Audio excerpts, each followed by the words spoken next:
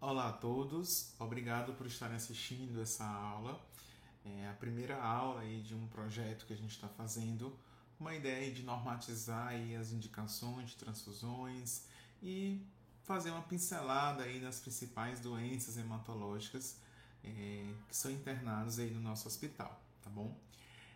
A ideia veio principalmente depois de uma resolução aí do EMOP, né, de uma maneira para a gente tentar evitar aí algumas reações transfusionais de alguns pacientes, né? Então a direção sentou comigo para a gente pensar aí num protocolo, a gente pensar aí numa maneira de que esse sangue, essas solicitações de sangue fossem mais adequadas, evitando essas reações, mas principalmente a gente evitasse aí algumas negativas do EMOP no que diz respeito a essas requisições, né? Então, o que aconteceu? Qual foi o que a gente pensou aí de uma maneira de a gente tentar uniformizar isso? Então, o paciente chega no Hospital do Parque Piauí com uma indicação de transfusão, né, uma indicação de transfusão de hemocomponente. O médico pediatra ele vai entrar em contato comigo num horário comercial durante o dia. E a gente vai solicitar, da mesma forma ele vai falar comigo pelo WhatsApp, mas ele também vai solicitar no sistema um parecer, né, para que a gente possa documentar aí a orientação que a gente está dando via WhatsApp, tá, para ficar registrado também no prontuário desse paciente. Em conjunto, o médico pediatra comigo, a gente vai ver a melhor indicação, definir se há realmente essa indicação de transfusão, a gente pensar aí qual é o melhor produto para esse paciente, a dose e, claro, demais orientações aí sobre esse quadro clínico. A ideia não é modificar ou mexer na prescrição do pediatra. A prescrição do pediatra ela é a base, tá? O que a gente quer é apenas discutir esse caso e discutir a indicação aí de transfusão. A gente pegou alguns casos aí de reações transfusionais com pacientes com indicações controversas de transfusão, principalmente transfusões de plaquetas. Então a ideia é a gente evitar que ocorram aí essas indicações controversas, né? Para a gente até também dar um embasamento maior ao pediatra ao indicar aí essa transfusão, tá? Definimos aí qual é o produto, qual a dose. O médico pediatra ele vai preencher a solicitação do EMOP, como é feita normalmente. Essa solicitação é enviada aí ao EMOP, tá? E hoje toda prescrição médica de transfusão, todo pedido, ele também passa por uma avaliação de hemoterapeuta lá no EMOP. E aí esse hemoterapeuta ele pode liberar essa transfusão ou negar essa transfusão. Então a gente está meio que se antecipando a essa avaliação do hemoterapeuta do EMOP. Porque a gente já viu, já foi discutido com o hematologista esse caso, já foi visto que há realmente uma indicação de transfusão, então a chance que esse pedido seja negado, ela acaba sendo mínima. Esses são os principais hemocomponentes aí que a gente tem disponível no EMOP, né, no nosso banco de sangue e que vai estar disponível aí para que seja utilizado aí durante as condutas dos pacientes que são internados, né? Toda doação de sangue ela vem a partir de um sangue total, né? Esse sangue total, inicialmente, ele já é centrifugado e aí a gente vai ter os concentrados de hemácias e o plasma rico em plaquetas, né? Esse plasma rico em plaquetas eles vai ser separado também, onde a gente vai ter concentrado de plaquetas, plasma fresco congelado e um plasma aí de 24 horas. E ainda do plasma fresco a gente ainda pode ter o crio precipitado, tá? Também são hemoderivados, né? Eles são derivados a partir aí desse sangue, alguns componentes, como albumina, globulinas e os concentrados de fatores de coagulação aí, em alguns pacientes que têm doenças de coagulação, como hemofilia, que porventura eles podem precisar de fatores. Em alguns momentos a gente vai estar diante aí desses pacientes também. Naquela separação, né, a gente tem aqui naquela primeira centrifugação, a gente tem aqui o plasma, a gente tem aqui as hemácias E aqui a gente tem um Buff Coat, né, que vai ser uma área aí rica em leucócitos, ricas aí também em plaquetas juntos, né? Então é importante que a gente entenda essa separação do sangue para saber que a gente tem componentes diferentes aí desse sangue. Vamos falar agora do primeiro, né, do mais prescrito, né, que é o concentrado de hemácias e que muito provavelmente vocês vão ter muito mais acesso, muito mais oportunidade de prescrever, né? Então ele é coletado aí a partir do sangue total ou de uma férise específica, né? No geral, essas bolsas, principalmente pensando numa bolsa de adulto, ela vai ter entre 220 e 280 ml. Elas são mantidas entre 2 e 6 graus, então por isso que às vezes fica muito complicado esse transporte aí de concentrado de hemácias, porque ele vem, às vezes a gente não tem local compatível para esse armazenamento dessa solução, né? A validade normalmente de 35 a 42 dias, né? E pode ser infundido, né? Não necessariamente precisa de um acesso, idealmente sim, um acesso exclusivo para a transfusão de sangue. Mas se tiver soro fisiológico naquele acesso, ele pode ser infundido de forma tranquila, né? Fica-se muito em dúvida, os pediatras têm muita dúvida em aqueles tipos, né? O que tem um pontinho para marcar, né? Desleucotizado, filtrado, irradiado, lavado. É o objetivo da nossa aula também a gente explicar cada um desses itens para que vocês saibam aí qual a função de cada uma dessas características aí dos nossos concentrados. A gente vai já falar disso. Normalmente, a grande indicação é quando a gente há perda sanguínea, né? Então, a perda sanguínea de 15 a 20% da volemia, ela já é uma indicação aí da gente estar oferecendo aí um concentrado de hemácia, né? Muitas vezes uma perda aguda, a hemoglobina e o hematócrito, eles não são suficientes aí para definir aí uma transfusão, né? A magnitude dessa perda. Então, muitas vezes eu tenho que avaliar também se esse paciente ele não tem aí sinais de hipoperfusão, né? Então, muitas vezes a gente não vai olhar apenas para a hemoglobina. Então, avaliar como esse paciente está, se ele tem sinais aí de hipoperfusão. Esse aqui é um manual de hemoderivados, né, de hemocomponentes, né? Ele é a nossa principal fonte aí de bibliografia, tá? Eu vou colocar outros pontos, mas ele coloca algumas indicações de concentrados. Ele divide entre menores de 4 meses, pensando aí mais naquelas pacientes da NEO, né? Pacientes que ficam internados em UTI, longo prazo ali na neonatologia. Ele coloca também pacientes com maiores de 4 meses.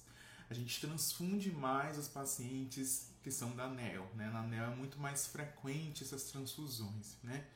Mas no geral ele coloca, né, um paciente que tiver um HB, né, uma hemoglobina menor do que 7, né, foi visto aí reticulócitos, às vezes a gente pode pedir esses reticulócitos aí, pacientes com anemia, com sintomas de anemia, né, taquicardia, taquipneia, paciente que não está sugando bem, né, ele seria uma indicação aí clássica de se fazer nesses pacientes.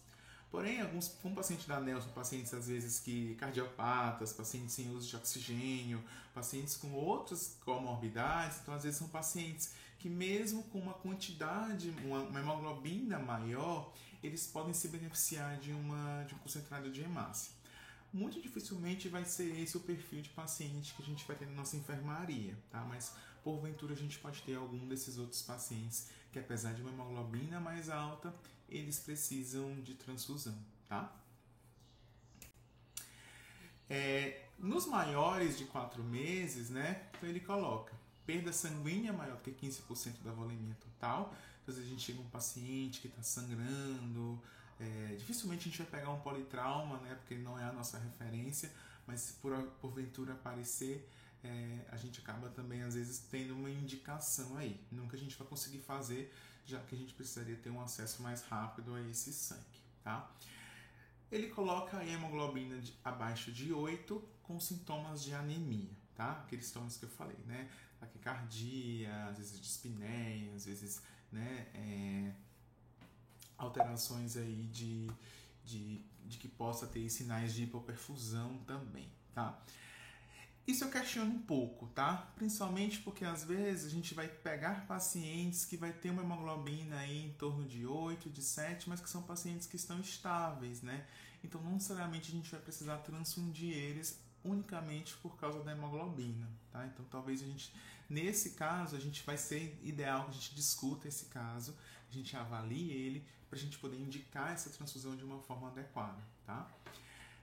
Às vezes é um paciente que vai fazer uma cirurgia, também não é o nosso perfil, então a gente pode corrigir com uma transfusão para que a gente possa que ele tenha uma cirurgia com menos intercorrência também, tá? Pacientes, às vezes, com doença pulmonar grave, às vezes vai fazer uma cirurgia cardíaca, a gente precisa manter uma hemoglobina aí maior do que 13 também, tá? Então são pacientes mais específicos, né? Mas que a gente pode pegar em algum outro momento, tá?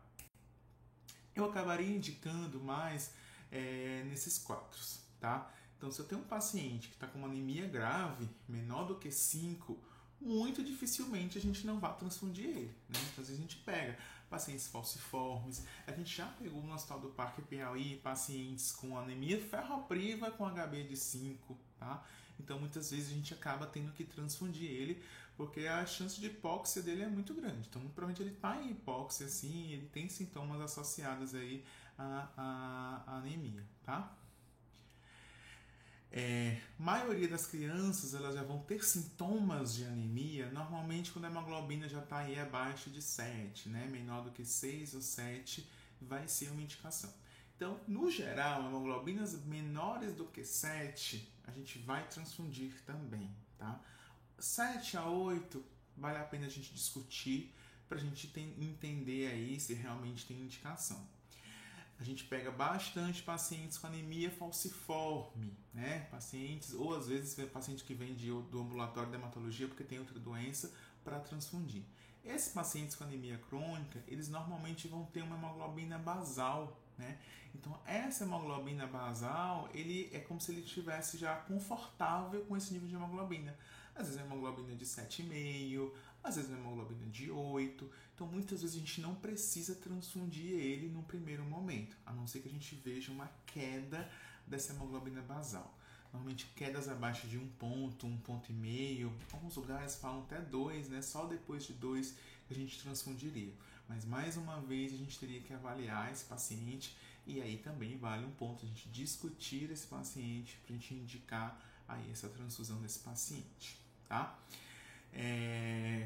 Transfusão normalmente o paciente ali, que, com exceção daqueles casos, né, de doenças específicas, se ele tiver com a hemoglobina aí maior do que 10, muito provavelmente ele não vai precisar transfundir, né? Entre o 6 e o 10, a gente discutir esse caso, avaliar sinais de repercussão clínica para poder decidir, tá? Então, assim, HBs muito baixos, baixos de 5 não há dúvida de que precisa transfundir, 6 a 7 aí, talvez precise transfundir, 6 a 10 discutir para ver se precisa transfundir, acima de 10 muito provavelmente não vai precisar transfundir, tá?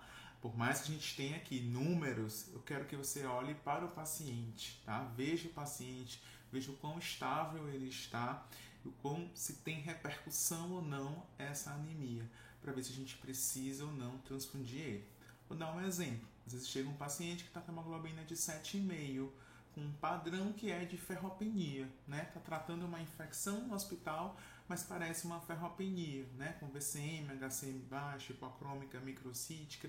Então, esse paciente, depois da alta, ele melhorou, pode até melhorar um pouco a hemoglobina depois do tratamento que ele faz, e aí na alta ele vai embora com ferro, sem necessidade aí da gente ter que transfundir ele no primeiro momento, tá? A dose de prescrição, né? No geral, a gente faz 10 ml por quilo, tá? Essa dose pode chegar a 15 ml por quilo em algumas crianças, tá? Cuidado também só com a questão de volume, para não fazer uma sobrecarga de volume para esses pacientes. No geral, essa dose ela vai aumentar a hemoglobina de 2 a 3 gramas, né? E o hematócrito entre 6 a 9%, né? Então, isso pode te definir para saber quantas transfusões vai precisar. Então vamos supor, o paciente chegou com 5 de hemoglobina, às vezes uma só transfusão, ele já vai subir para 7, para 9. Então muitas vezes ele não vai precisar ir 7 para 8. Ele não vai precisar ir de uma nova transfusão. Você não precisa deixar transfusões de horário, né? Você faz a primeira, reavalia após, pode ser que ele nem precise de uma segunda transfusão. Na maioria das vezes, uma única transfusão ela é suficiente aí para a gente elevar essa hemoglobina e ir para o nível aí que melhore essa hipóxia, né? A gente prescreve muitas vezes ali gota a gota, mas o ideal é que a gente tente planejar aí para uma administração em 2 horas, né? A gente sabe que algumas reações elas são associadas aí a essa velocidade de infusão, mas não exceder 4 horas de infusão, né? 4 horas de infusão já tem um risco maior de contaminação, de bacteremia, né? Então a gente tem que calcular aí essa infusão para um período aí de 2 a 4 horas. Claro, bebês muito pequenos, com alíquotas muito pequenas de sangue, certamente vão correr menos que 2 horas, né? Mas só tentar aí para a gente não fazer nem muito rápido, nem devagar demais com essa infusão. E vamos falar agora um pouquinho dos específicos, né? Então, principalmente o que a gente vai ter são os desleucotizados e filtrados, né? Então, qual é a ideia do desleucotizado? O próprio nome já diz, é tirar leucócitos, né? Então, a gente utiliza esses filtros, né? Às vezes ele já é filtrado lá no hemop e já vem a bolsa filtrada, ou às vezes na hora da infusão é que é feita essa filtragem, né? Já vem um filtro para você fazer na hora da infusão. As do hemop elas já estão vindo filtradas, tá? A ideia é a gente retirar esses leucócitos, né? Porque alguns vírus, eles podem ser transmitidos via os leucócitos. Então a gente diminui aí uma chance de transmissão de alguns vírus, né? Como o citomegalovírus, o HTLV, o vírus Epstein-Barr, né? Que eles podem ser transmitidos via transfusão de sangue, né? A gente também diminui aí as chances de reações transfusionais febris não hemolíticas, tá bom? E a gente também diminui aí a chance de uma aloimunização HLA, né? Principalmente às vezes se o paciente também que precisa de transfusão de plaquetas, a gente também ajuda ele para no dia que ele precisar de plaquetas, a gente diminuir essa chance de reação ou de refratariedade plaquetária, tá? Alguns países, eles têm um programa de fazer leucorredução universal, de que todo mundo deveria tomar uma transfusão sem leucócitos, né? Já com filtragem, né? Então, não está errado a gente colocar todo paciente que a gente for transfundir, colocar filtrado, né? Porque se ele, porventura, precisar de uma nova transfusão, a gente diminui o risco de reação e tal. Então, eu colocaria, assim, sugeriria a gente colocar aí como hemácias filtradas, tá? Não teria, principalmente porque a maioria dos pacientes que a gente acaba transfundindo são pacientes que transfundem recorrente, né? Então, muitas vezes, isso vai ajudar a esse paciente. Então, você pode marcar para leucócitos filtrados, né? Desleucotizados filtrados. Lavados, né? A gente só vai usar hemácias lavadas naqueles pacientes que já tiveram aí reações alérgicas graves, né? Ou pacientes que fazem reações recorrentes, né? Associadas aí à transfusão de hemácias, né? Então a ideia de lavar é tirar as proteínas plasmáticas que estão presentes aí nessas hemácias, né? Então a gente acaba aí diminuindo aí esse risco aí de transfusão, tá? De reação, tá? Pacientes que têm a deficiência de IgA, né, com anticorpos circulantes anti-IgA e reagem com IgA do plasma do doador, eles também devem ser lavados, a não ser que a gente já saiba que a gente tem um doador aí que ele também tem deficiência de IgA. Aí esse doador seria o melhor sangue para esse paciente, tá? Pacientes com risco de hipercalemia, né, um potássio mais alto, a gente pode pedir, mas assim, normalmente não é o que a gente pede na nossa rotina, tá? Basicamente é lavar essas hemácias com soro fisiológico, né? E depois centrifugar novamente, né? Então você tira essas proteínas plasmáticas ao lavar com soro fisiológico essas hemácias, né? Acaba que a gente diminui o prazo, né, de validade dessas hemácias. Então Então, o ideal aí é de 4 horas a 24 horas, né? No geral, de 4 horas, nesse intervalo de 20 a 24 horas, 24 graus, né? E 24 horas se armazenado aí de 1 a 6 graus, né? Então, no geral, a gente só consegue guardar aí por um dia. Então, se você indicou lavar, tem que infundir logo no mesmo dia, de preferência até 4 horas, né? Então, a gente só vai pedir massas lavadas se a gente tiver um paciente que já transfunde de forma crônica, que tem reação alérgica. Então, às vezes, porventura, a gente pode pegar esse paciente, mas esse não é o perfil de paciente da nossa unidade. Irradiados também não é o perfil de pacientes da nossa unidade, tá? Mas normalmente é feito, às vezes, em centros de transplante, né? Onde a gente há um risco aí de reação do doença do enxerto versus hospedeiro, há risco aí de um pós-transplante, né? Às vezes até, talvez sem indicação, na maternidade, onde a gente tem pacientes com prematuros extremos, né? Que a ideia é a gente fazer uma inativação linfocitária, tá? Ao irradiar, né, a gente faz a inativação desses linfócitos. Então, as indicações são essas. Fora desse perfil, a gente não vai precisar irradiar essas hemácias. Então, no geral, a gente vai precisar de hemácias, no máximo, desleucotizadas, tá? Irradiadas, lavadas, muito provavelmente a gente não vai precisar, tá? Vamos falar agora um pouquinho das plaquetas, né? Essa a gente tem que ter um cuidado muito especial com esse hemocomponente. Na maioria das vezes, lá no Parque Piauí, a gente vai pegar pacientes com plaquetopenia que não tem indicação de transfusão de plaquetas. A gente interna muito, por exemplo, PTI, né? Que é a púrpura trombocitopênica imune, né? E já é bem clássico que na PTI a gente não transfunde plaquetas, tá? Porque o paciente com PTI, ele tem uma resposta imune exacerbada aí às plaquetas. Então, se eu dou mais plaqueta para esse meu paciente, o que é que vai acontecer? Essa reação vai piorar. Então, consequentemente, eu posso ter uma chance maior de reação e eu posso diminuir ainda mais essas plaquetas que eles já estão, tá? Essa plaquetopenia que ele já está, tá? Então, normalmente, PTI a gente não vai precisar transfundir, tá? Salvo em caso de risco de morte. A gente, assim, eu preciso controlar, ele está sangrando, eu preciso controlar esse sangramento, porque senão ele vai morrer desse sangramento. Então, a gente pode transfundir. A gente tem que fazer uma dose até dobrada para poder controlar. Salvo esse caso, a gente não vai fazer transfusão de plaquetas numa PTI, tá? Mas vamos lá, quais seriam as indicações de transfusões aí de plaquetas, tá? Então vamos supor, se é um paciente que está com sangramento do sistema nervoso central ou ele vai fazer uma cirurgia do sistema nervoso central e está plaquetopênico, o nosso alvo é de 100 mil, tá? 50 mil, se a gente tiver um sangramento ativo importante ou se ele vai ser submetido aí a uma grande cirurgia, tá? E ele coloca aí para a gente tentar manter um nível de plaquetas acima de 10 mil, tá? Aqui no geral, a gente pensaria mais naqueles pacientes, um paciente oncológico, um paciente, por exemplo, que tem uma doença que ele não produz plaquetas de forma adequada, como uma anemia de Fanconi, que de vez em quando interna no Hospital do Parque Piauí, um paciente com uma aplasia de medula, né? Então, essas seriam as indicações clássicas aí para a gente fazer plaquetas para eles.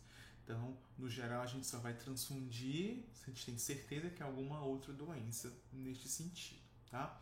No recém-nascido, que não é o nosso perfil, mas seria, por exemplo, 10 mil, quando eu vejo que ele tem uma falha de produção, a gente tenta manter aí um alvo maior do que 30 mil, né? E, às vezes, é um paciente que é pré-termo, que está doente, a gente tenta ter um alvo de 50 mil, tá?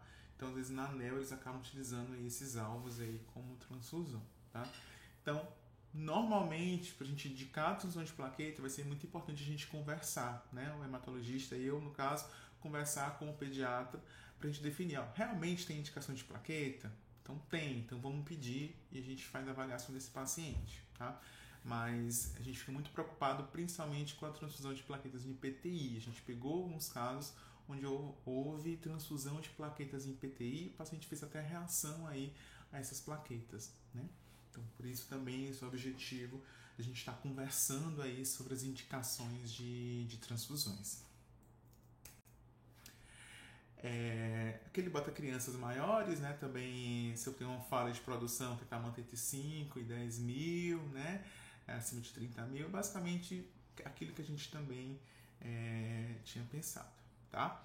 Indicação de transfusão de plaquetas em pacientes com contagem plaquetárias normais. Às vezes pode ser um paciente que ele tem um defeito qualitativo, existem doenças específicas na hematologia que o paciente tem número de plaqueta adequado, porém a qualidade, a função dessa plaqueta ela não funciona, né? Então a gente acaba às vezes tendo que transfundir também esses pacientes, tá? Sempre que possível, né, o ideal é que essas plaquetas elas sejam ABO e RH idênticas ao receptor, né? E o uso de plaquetas ABO incompatíveis é aceitável para crianças maiores de 2 anos, já as menores de 2 anos devem sempre que ser possível receber ABO compatíveis, né? Qual é a dose, né? Crianças menores de 10 quilos, a gente faz aí de 10 a 15 ml por quilo, né? Crianças maiores de 10 quilos, uma unidade para cada 7 a 10 quilos. Né? Você pode fazer esse pedido aí naquele formulário do EMOP. Né? Essa dose ela vai dar um incremento aí de 50 mil a 100 mil. Né? Então, por exemplo, aquele alvo que a gente quer, um paciente que vai fazer uma cirurgia, às vezes uma unidade, né? Ou assim, essa dose aí de uma unidade a cada 7 a 10 quilos, ela vai ser suficiente aí para fazer um incremento aí plaquetário adequado, tá? Claro que pacientes que fazem transfusão crônica de plaquetas, fazem frequentes transfusões de plaquetas, a gente vai precisar às vezes ter um cuidado maior, porque o incremento nesses pacientes acaba acontecendo de uma forma menor, né? Ele aumenta menos aí a quantidade de plaquetas. Plasma fresco congelado, né? Também, assim, não deveria ser o nosso tipo de paciente que a gente vai estar presente no Hospital do Parque Piauí, né?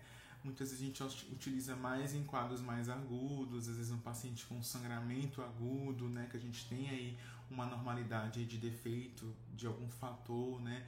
Ou um paciente crítico, né? Que tem deficiência de múltiplos fatores. Então essa seria a nossa grande indicação de utilizar o plasma fresco congelado, tá? Normalmente, a gente faz essas terapias, né, de pacientes que estão com sangramento, que precisam ser submetidos a fatores. Quando às vezes eu acho que esse paciente ele tem uma doença, um defeito de fator, mas eu não tenho disponível aí esse fator, eu posso fazer também, né? Às vezes é um paciente que eu tenho um controle aí de TTPA, vejo que ele está alargado e eu preciso também fazer um procedimento, não vai dar tempo a gente fazer a reposição de fator específico, a gente também pode utilizar. Na plasmaférese, né, também pode ser utilizado o plasma para fazer a avaliação, né? E às vezes um paciente está em uso de varfarin, isso pode acontecer, né? Às vezes um paciente que já usa varfarin por algum motivo e ele chega no pronto-socorro sangrando, né? Então, para a gente reverter aí esse efeito do varfarin, a gente pode utilizar o plasma fresco congelado, tá? Então, no geral, a gente talvez no Parque Piauí a gente use mais um paciente que chegue mais crítico, né? Ou às vezes para fazer uma reversão de anticoagulação, mas eu acredito que não seja o nosso perfil. Talvez seja um perfil para a gente encaminhar para a HUT, já que lá vai ter a agência transfusional para manejar isso de uma forma mais adequada.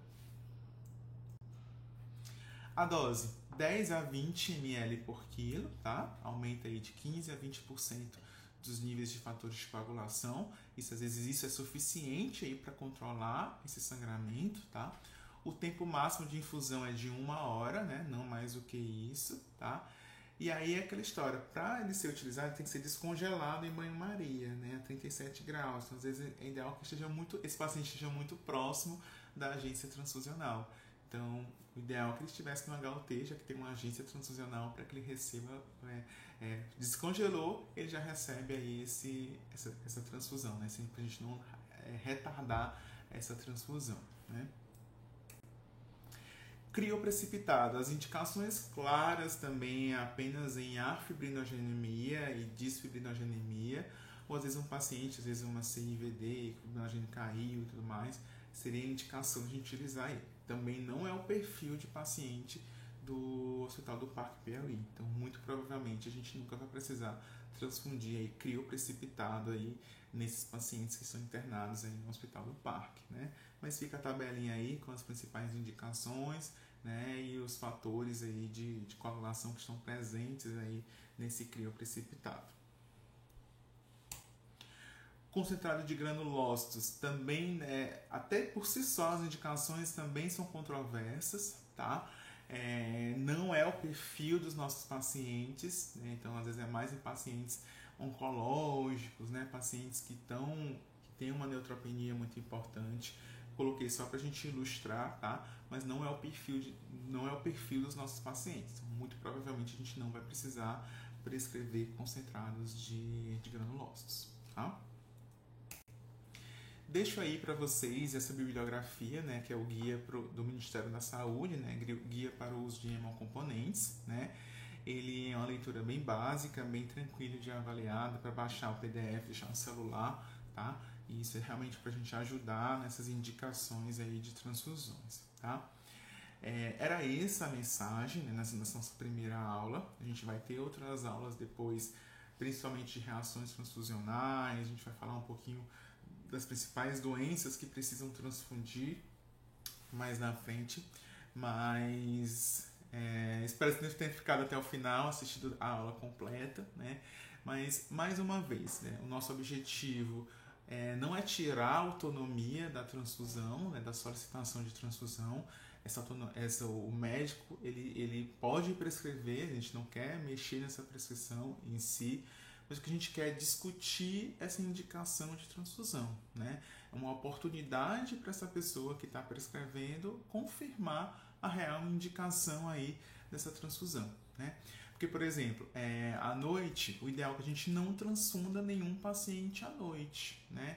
Isso já está até bem estabelecido até no próprio EMOP. Eles não vão liberar transfusões à noite, salvo em risco de óbito, né? Risco que a gente veja que é um paciente que está em risco de óbito. Então você tem que deixar bem claro isso no seu pedido de transfusão, tá?